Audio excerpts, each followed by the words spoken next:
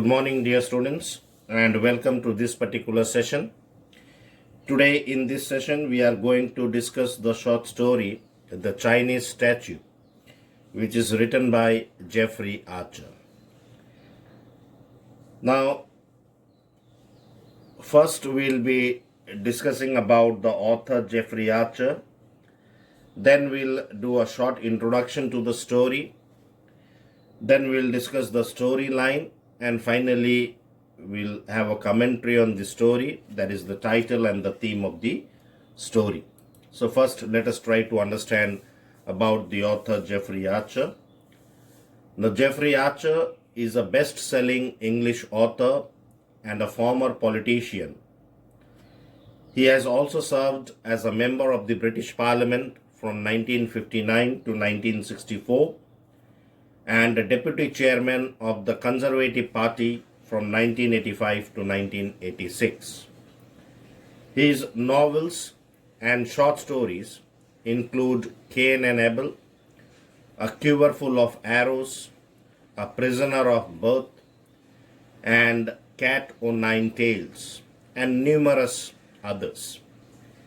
He has topped the bestseller list around the world with the sales of over 275 million copies.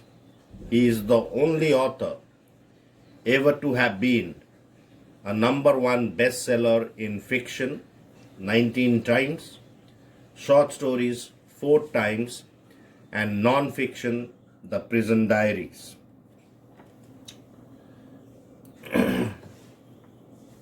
Now, let us try to understand briefly about the story.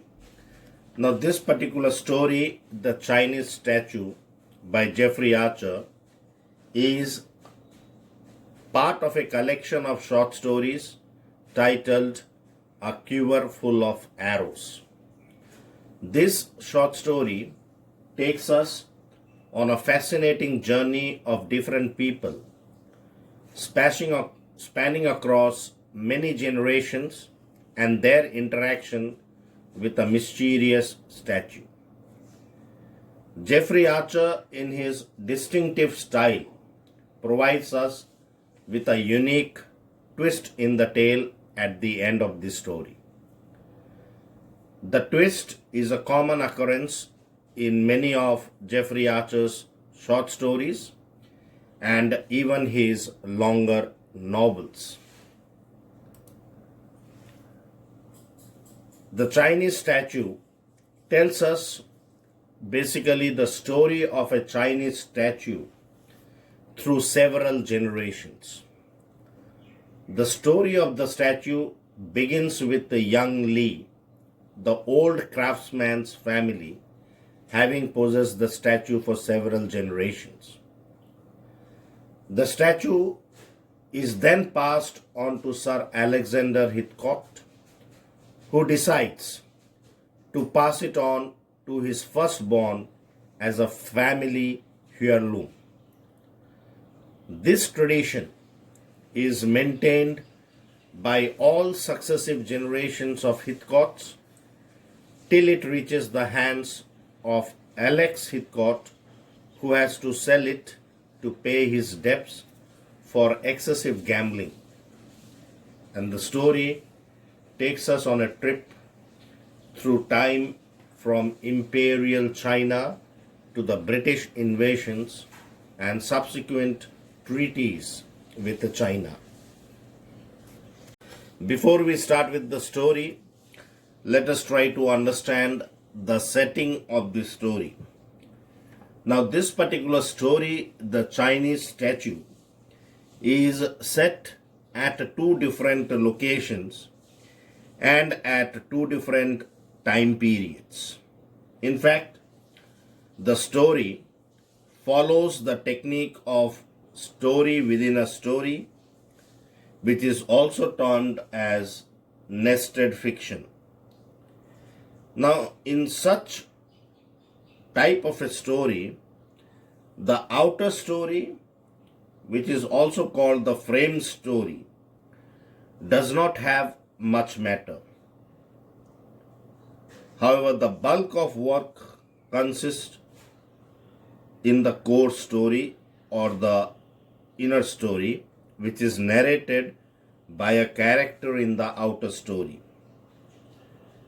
There is often some parallel between the two stories, and the fiction of the core story is used to reveal the truth in the outer story. Now, in this particular story, the frame story involves the incident that happens at Sotheby's auction house, where an auction of specimen number lot 103 of a delicate piece of ivory is being made. The catalogue and the narrator studied, read that the statue had been purchased in Hali Chuan in 1871 and was the property of a gentleman. That makes that narrator anxious to know the details about the statue and its owner, and leads him to do some research, which forms the content of the core story. The events of the core story takes place in 1871 in Peking and at the Hali Chuan village, which was at a distance of some 50 miles from Peking. Sir Alexander Heathcote was appointed as the British ambassador in China during the reign of Empress Susi. Sir Alexander Heathcote, who was interested in Ming Dynasty and its artifacts, once went to a village in Hali Chuan and came across a craftsman who showed him an old statue of Emperor Kung.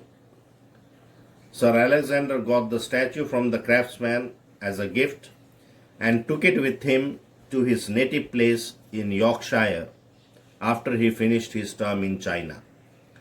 Another place mentioned in the story is the British Embassy's extensive library in Peking, where Sir Alexander made a research to find out the real value of the statue. After that, Sir Alexander went along with the Mandarin, that is the interpreter, and the craftsman to the hills above the village.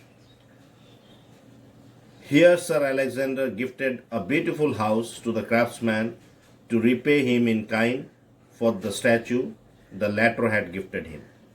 It was this statue which remained for generations with the descendants of Sir Alexander Heathcote until his latest descendant, Alex Heathcote, decided to sell it, and that is how the statue reached the Sotheby's auction house. Now, this is the setting of the story. Now, let us try to understand the storyline. A Chinese statue. Now, the story begins with the outer story or the frame story, and there we come to know that a Chinese statue was put up for sale at Sotheby's auction house, and it led to the excitement that usually precedes the sale of a masterpiece. The narrator, who was present in that auction house, he studied the catalogue to find out the details of the piece of art or to find out the details of the statue. He decided to do some research to discover what had caused the little Chinese statue to find its way into the auction room after more than 100 years. And by carrying out his research, the narrator discovered that Sir Alexander Heathcote, a British ambassador to China, was the one who brought the statue to London. Sir Alexander was quite interested in the art of the Ming Dynasty. So he took his appointment as ambassador as an opportunity to study firsthand the Ming dynasty through their statues, paintings, and drawings, which he had previously been able to admire only in books. Now, when Sir Alexander was in China, he often traveled to the outlying districts to learn more about the country and its people. Now, during these trips, he was always accompanied by a Mandarin. A Mandarin means an interpreter who could translate the Chinese language to English, because Sir Alexander did not understand Chinese. So, whenever he was on his trip, he was accompanied by a Mandarin who acted as an interpreter and also as a guide.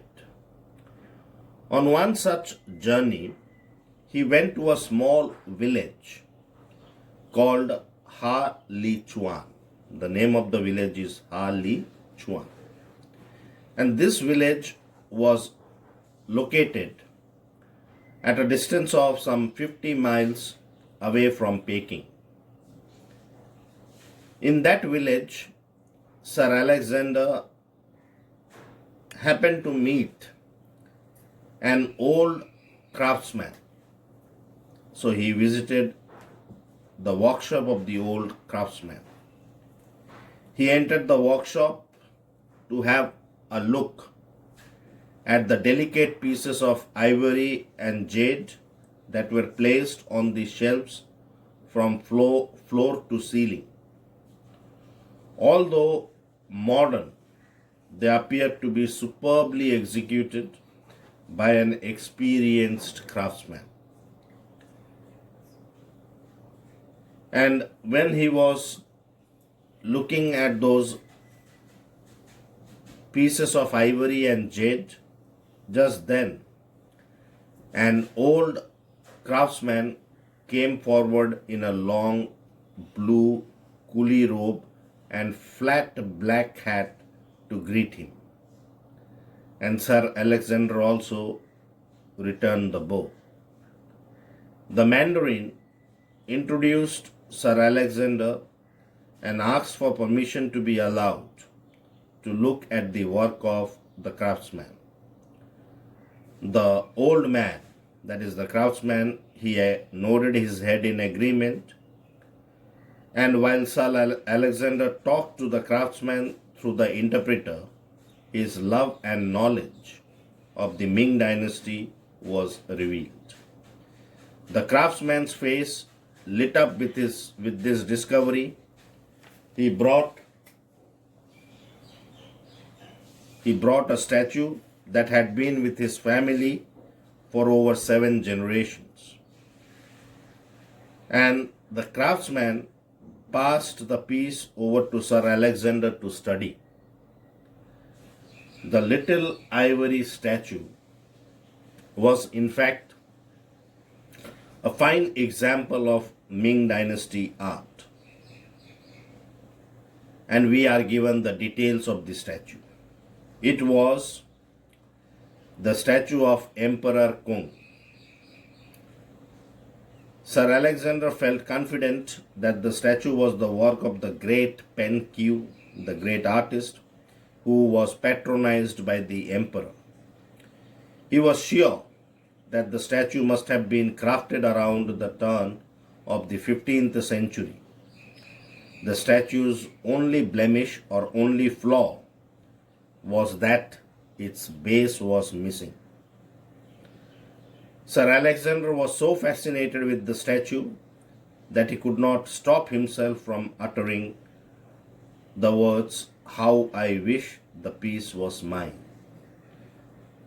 And the moment the craftsman heard this or came to know about it, he insisted Sir Alexander to have the statue with him. Because according to the old Chinese tradition, if an honored guest requested something, the giver would grow in the eyes of his fellow men by parting with it. Following the Chinese custom, but obviously with a sad look on his face, the craftsman decided to gift the Chinese statue to Sir Alexander. The craftsman went up to the corner of the room and opened a chest that contained a number of bases for his own statues. He picked out a base which made a perfect fit. Sir Alexander took the gift and thanked the craftsman. Now the Mandarin told Sir Alexander that according to the old Chinese custom, when a stranger has been generous, one must return the kindness within the calendar year. Sir Alexander assessed the true worth of the statue, and it came out to almost 3 years' emolument for a British civil servant. With the help from the Mandarin, Sir Alexander discovered that the craftsman was Young Li from the old and trusted Yang Shao family of craftsmen. As Young Li was growing old, he wished to retire to the hills above the village where his ancestors had always died. His son was ready to take over the workshop from him and continue the family tradition. Sir Alexander, accompanied by the Mandarin, set out to meet the old craftsman. On reaching the craftsman's workshop, Sir Alexander requested the old man to accompany him on a short journey. They travelled for over 2 hours and reached the village of Ma Xian. From there, they continued their journey on foot. They only stopped when they had reached a newly completed small white house of the most perfect proportions. 2 stone lion dogs with their tongues hanging over their lips guarded the front entrance of the house. And Sir Alexander told the craftsman that this house was a small, inadequate gift, and it was a feeble attempt of Sir Alexander to repay the craftsman in kind. The craftsman fell to his knees and begged forgiveness, as he knew it was forbidden for an artist to accept gifts from a foreigner. The Mandarin explained to the craftsman that the Empress herself had sanctioned Sir Alexander's request. A smile of joy came over the face of the craftsman, and the 3 travelers then spent over an hour admiring the little house before returning to Hali Chuan. The 2 men thus parted, honor satisfied, and Sir Alexander wrote to his embassy that night, contented that he had paid his debt. Now, after completing his term in China, Sir Alexander retired to his native place in Yorkshire. Sir Alexander wrote a long and detailed will. He bequeathed the Chinese statue to his first son, requesting him to do the same in order that the statue might always pass to the first son or daughter in the family of the Heathcotes. He also made a provision that the statue was never to be disposed of unless the family's honor was at stake. The statue remained with Sir Alexander's descendants for generations until his last descendant, Alex Heathcote, was forced to sell the statue. He was forced upon tough times due to reckless gambling, and therefore he decided to sell the statue. The narrator finally discovered, to his shock, that the statue, which is at the pivot of the story, was a fake one. It was only a copy of an original statue. However, the base of the statue was a genuine work of art. At the auction, the narrator bought the statue for 720 guineas. The base, however, was acquired by an American gentleman for 22,000 guineas. Now, this is what the story is basically about. Now, if we discuss the themes of the story, the first theme is that is reflected in this story is the theme of imperialism. Now, as the East India Company became wealthier, it started looking for other trading opportunities and sought to expand and encourage trade with China, establishing a base in Singapore to help coordinate this trade. The East India Company was generally interested in the tea and silk from China, but the Chinese were only interested in receiving payments in silver from the British. The East India Company produced no products of interest to the Chinese authorities. However, there was one product that was of interest to some in Chinese society, and that product was opium. The English East India Company preferred to sell this addictive drug rather than using its cash resources for trading with China. This would eventually put Britain on a collision course with the Chinese, which resulted in the Opium Wars of the 1840s and late 1850s. By this time, the industrial power of Britain with its cutting-edge military technology meant that it held a decisive advantage over China.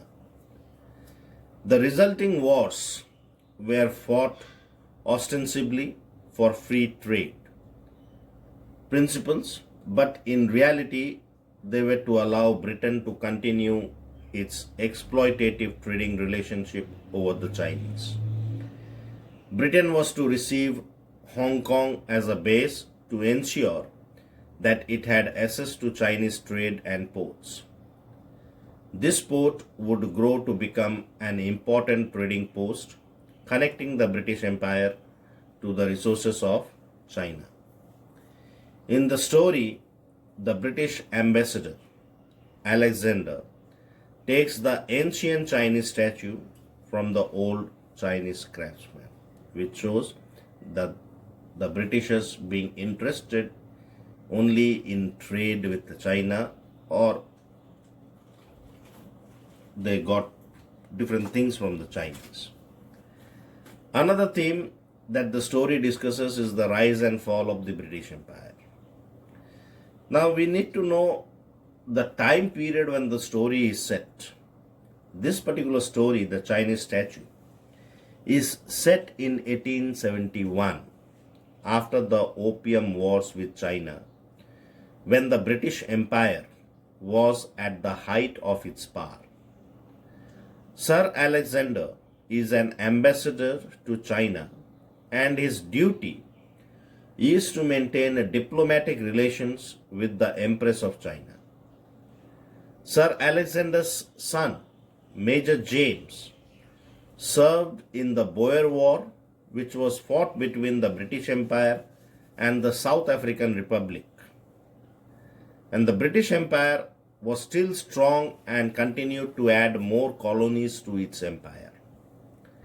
By 1913, the British Empire ruled over 412 million people, 23% of the world population at that time, and by 1920, it covered 24% of the Earth's total land area.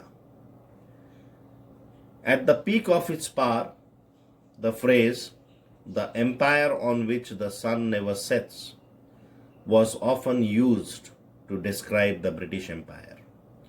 because its expanse around the globe meant that the sun was always shining on at least one of its territories.